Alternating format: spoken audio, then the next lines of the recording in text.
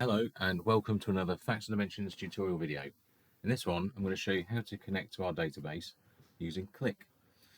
You can see I've just set up a demo QlikView account, so let's do it. I'm going to click here. There's probably multiple ways of getting to it, but this is the way I know. Data connection. Choose the Azure SQL or Snowflake if you're connecting to our Snowflake version. Then the server.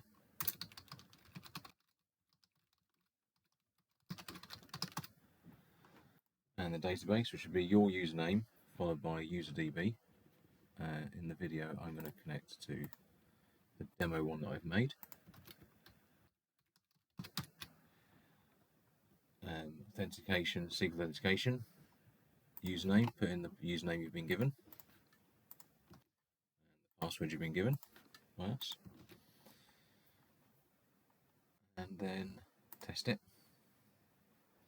At this point it will come up with an IP address that needs to be allowed. This is presumably the QlikView server IP address, so you then need to email that to us. We'll have given you the email address you need to use to ask for it. Email us, we'll add it. Okay, I just paused recording there to add it myself. So once you've emailed us and we've replied to saying we've added, you can then try again, which I'm going to do now. Close and test it again. That's okay now. Create and analyze, I guess. I haven't used this system before, by the way. You might be able to tell. I did actually use QlikView when it was a desktop application. I used to really love it, but I haven't used it since this. So that was years ago. So we're logged in. Select tables.